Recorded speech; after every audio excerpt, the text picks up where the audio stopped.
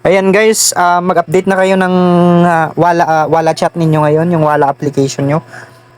Today, May 19, Tuesday.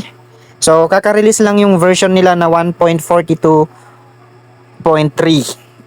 yung Wala version nila.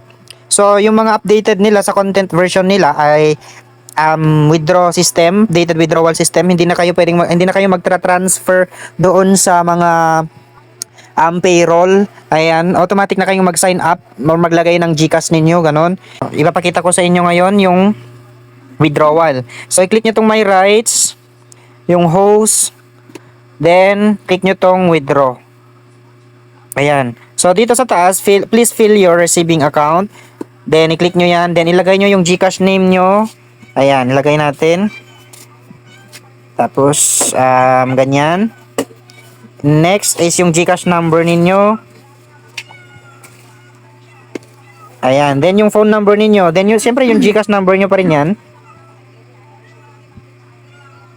Ayan. Then, pindutin nyo tong save sa baba. Ayan. Then, mag-withdraw na kayo kung may withdraw na kayo. Siyempre, minimum of $10. 10, 20, 30, 40, 50. Ganyan yung withdrawal natin, guys. Then, i-click nyo na yung withdraw. Ganyan na yung magpapakita sa inyo, guys. So, 531.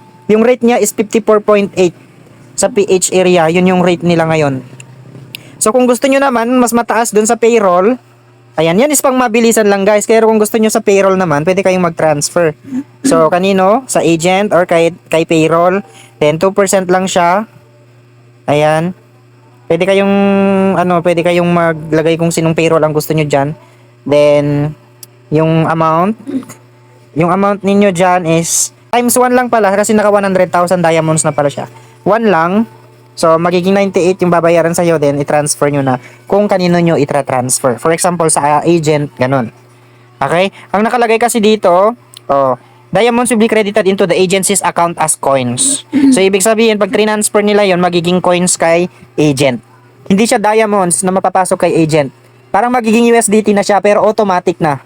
Kumbaga, i-transfer mo yung diamonds mo na 100, ay yung ID niya, sana ganyan-ganyan yung ID niya, then i-view mo, then lalabas yung ID niya dito or picture niya, then ilagay mo times 1 kung 100,000 lang yung itra-transfer mo sa kanya, then pag napunta kay coin seller or sa agency nyo, ayan, magiging na siya, 98,000 coins. Okay? Yan yung transfer diamonds. Yan yung bagong improvement niya. Sa withdrawal talaga yan. Pwede na kayong ng GCash ninyo. Then, I think mag-antay na lang kayo ng siguro, yung dati pa rin sa ibang application ng 5 to 12 hours. Okay? Kung abutin man ng mahaba-haba kahit 1 day, ganun. Pero as of now, wala pang nag-try sa amin na mag-withdraw kasi kaka-update lang. So, ito ay i-ano ko lang sa inyo, i-announce ko lang sa inyo ngayon na pwede na kayong mag-withdraw direct sa GCash na hindi na dadaan sa payroll ID. Okay? So, ang mga ibang nito, function niya is yung sa task center data board. Yun yung mga bagong update niya. So, i-click nyo yung daily task. Ayan, i-receive nyo na yung daily task ninyo. Ayan. So, i-receive na natin. Meron na siyang dashboard, guys. Ayan na yung dashboard. So, meron na kayong dashboard na lalabas dyan. Okay?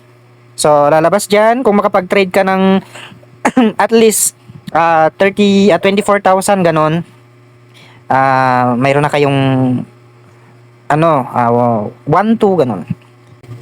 Okay? Ayan, kung may improvement man yan, I think yan,